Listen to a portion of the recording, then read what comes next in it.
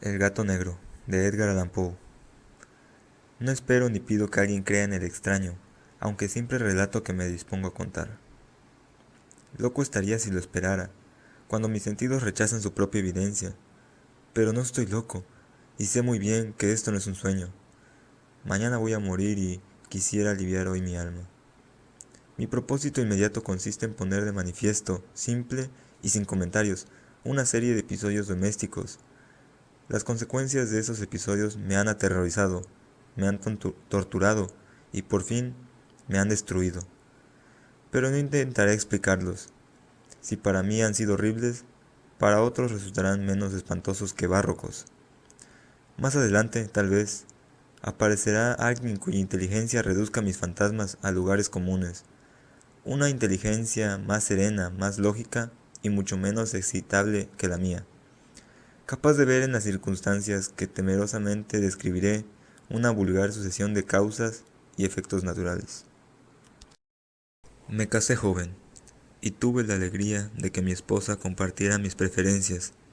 Al observar mi gusto por los animales domésticos, no perdía oportunidad de procurarme los más agradables de entre ellos.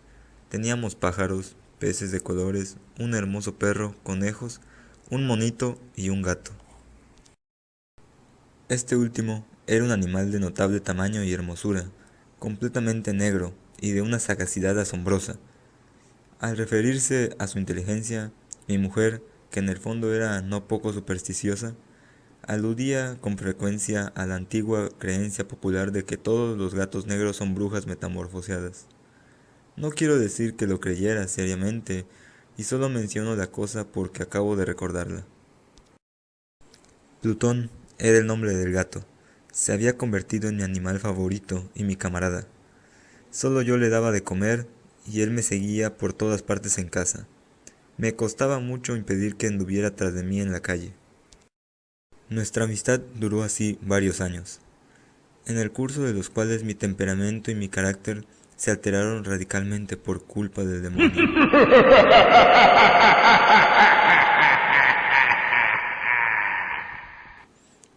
Intemperancia. Día a día me fui volviendo más melancólico, irritable e indiferente hacia los sentimientos ajenos. Llegué incluso a hablar descomedidamente a mi mujer y terminé por infligirle violencias personales.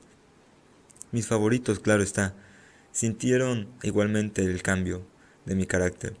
No solo los descuidaba, sino que llegué a hacerles daño. Hacia Plutón, sin embargo, conservé suficiente consideración como para abstenerme de maltratarlo, cosa que hacía con los conejos, el mono y hasta el perro el cuando. Por casualidad o motivo por el efecto, se cruzaban en mi camino, mi enfermedad empeoró. Se agravaba, pues, ¿qué enfermedad es comparable al alcohol? Y finalmente el mismo Plutón, que ya estaba viejo y por tanto algo enojadizo, empezó a sufrir las consecuencias de mi mal humor. Una noche en que volví a casa completamente embriagado, después de una de mis correrías por la ciudad, me pareció que el gato evitaba mi presencia. Lo alcé en brazos, pero asustado por mi violencia, me mordió ligeramente en la mano. Al punto se apoderó de mí una furia demoníaca, y ya no supe lo que hacía. Fue como si la raíz de mi alma se separara de golpe de mi cuerpo. Una maldad más que diabólica, alimentada por la ginebra, estremeció cada fibra de mi ser. Sacando del bolsillo del chaleco un cortaplumas, lo abrí mientras sujetaba al pobre animal del pescuezo y deliberadamente le hice saltar un ojo. Enrojezco, me abrazó, tiemblo mientras escribo tan condenable atrocidad. Cuando la razón retornó con la mañana, cuando hube disipado en el sueño los vapores de la orgía nocturna, sentí que el horror me mezclaba con el remordimiento ante el crimen cometido. Pero mi sentimiento era débil y ambiguo, no alcanzaba a interesar al alma. Una vez más me hundí en el exceso y muy pronto ahogué en vinos los recuerdos de lo sucedido. El gato, entretanto, mejoraba poco a poco. Cierto que la órbita donde faltaba el ojo presentaba un horrible aspecto, pero el animal no parecía sufrir ya. Se paseaba como de costumbre por la casa. aunque, como es de imaginar, huía aterrorizado al verme. Una mañana, obrando a sangre fría, le pasé un lazo por el pescuezo y lo ahorqué en la rama de un árbol. Lo ahorqué mientras las lágrimas manaban de mis ojos y el más amargo remordimiento me apretaba el corazón. Lo ahorqué porque recordaba que me había querido y porque estaba seguro de que no había dado motivo para matarlo.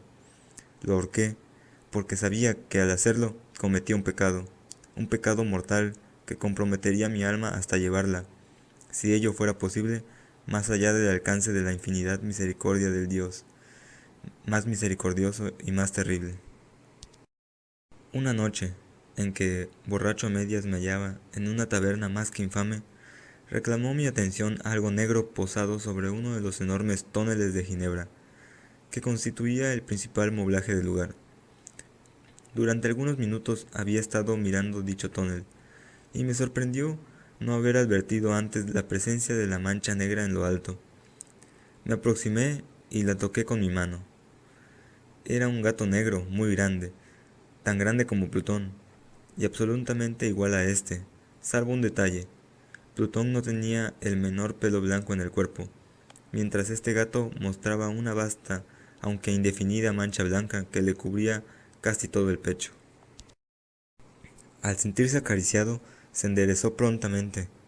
Ronroneando con fuerza, se frotó contra mi mano y pareció encantado de mis atenciones. Acababa, pues, de encontrar el animal que precisamente andaba buscando. De inmediato propuse su compra al tabernero, pero me contestó que el animal no era suyo y que jamás lo había visto antes ni sabía nada de él. Continué acariciando al gato, y cuando me disponía a volver a casa, el animal pareció dispuesto a acompañarme. Le permití que lo hiciera, deteniéndome una y otra vez para inclinarme y acariciarlo. Cuando estuve en casa, se acostumbró a ella de inmediato, y se convirtió en el gran favorito de mi mujer. Por mi parte, pronto sentí nacer en mí una antipatía hacia aquel animal. Era exactamente lo contrario de lo que había anticipado, pero sin que pueda decir cómo ni por qué, su marcado cariño por mí me disgustaba y me fatigaba.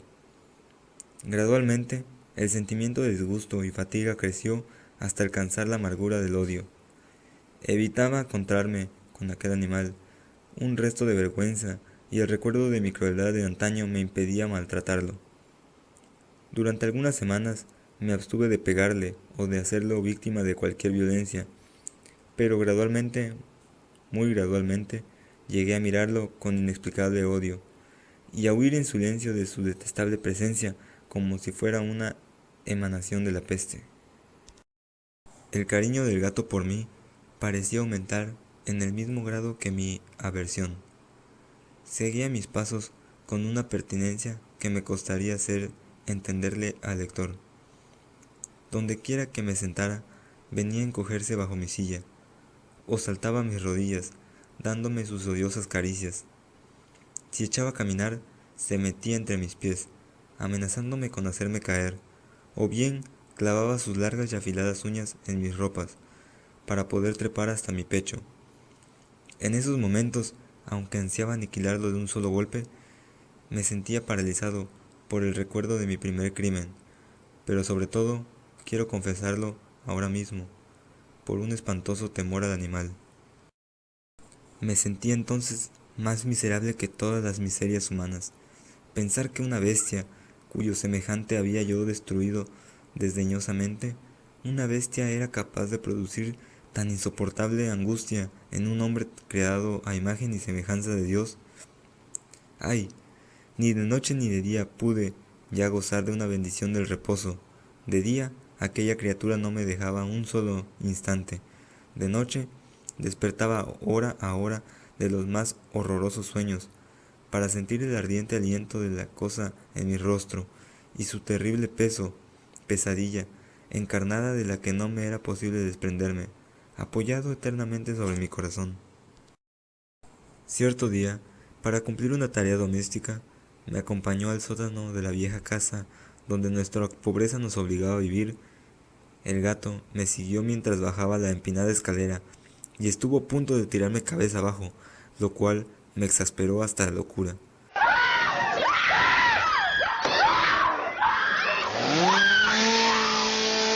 alzando un hacha y olvidando en mi rabia los pueriles temores que hasta entonces había detenido mi mano. Descargué un golpe que hubiera matado instantáneamente al animal de haberlo alcanzado, pero la mano de mi mujer detuvo su trayectoria. Entonces, llevado por su intervención a una rabia más que demoníaca, me zafé de su brazo y le hundí el hacha en la cabeza. Sin un solo quejido, cayó muerta a mis pies.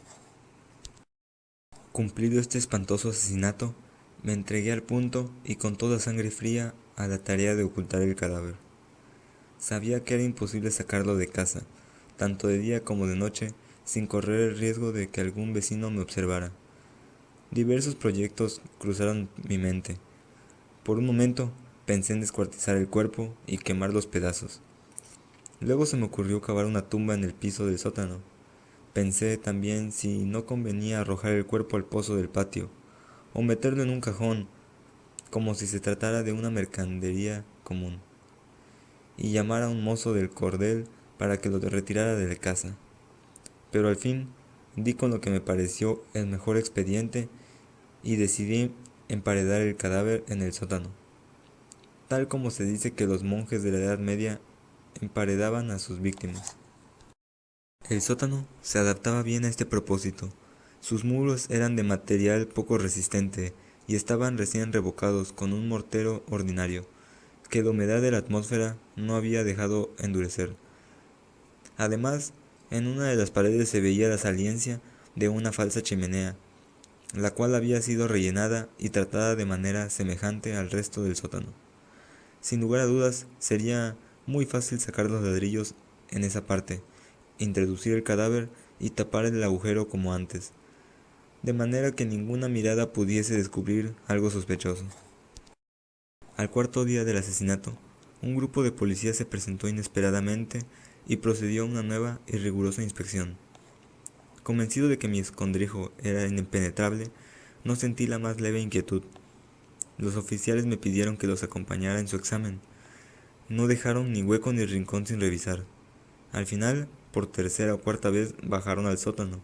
Los seguí sin que me temblara ni un solo músculo. Mi corazón latía tranquilamente, y como el de aquel que duerme en la inocencia, me pasé de un lado al otro del sótano. Había cruzado los brazos sobre el pecho y andaba tranquilamente de aquí para allá. Los policías estaban completamente satisfechos y se disponían a marcharse. La alegría de mi corazón era demasiado grande para reprimirla. Ardía en deseo de decirles, por lo menos, una palabra como prueba de triunfo y confirmar doblemente mi inocencia. Caballeros, dije por fin, cuando el grupo subía la escalera, me alegro mucho haber disipado sus sospechas. Y entonces, arrastrado por mis propias bravatas, golpeé fuertemente con el bastón que llevaba en la mano sobre la pared del enladrillado tras de la cual se hallaba el cadáver de la esposa de mi corazón. Que Dios me proteja y me libre de las garras del archidemonio. Apenas había cesado el eco de mis golpes cuando una voz respondió desde dentro de la tumba, un quejido sordo y entrecortado al comienzo, semejante al sollozar de un niño, que luego creció rápidamente hasta convertirse en un largo, agudo y continuo alarido, anormal como un inhumano, un aullido, un clamor de lamentación, mitad de horror, mitad de triunfo, como solo puede haber brotado en el infierno de la garganta de los condenados en su agonía y de los demonios exultantes en la condenación. Hablar de lo que pensé en ese momento sería locura. Presa del vértigo, fui tambaleándome hasta la pared opuesta. Por un instante, el grupo de hombres en la escalera quedó paralizado por el terror. Luego, una docena de robustos brazos atacaron la pared, que cayó de una pieza. El cadáver, ya muy corrompido y manchado de sangre coagulada, apareció de pie ante los ojos de los espectadores. Sobre su cabeza, con la roja boca abierta y el único ojo como de fuego, estaba agazapada la horrible bestia cuya astucia me había inducido al asesinato y cuya voz delatora me entregaba al verdugo. Había emparedado al monstruo en la tumba.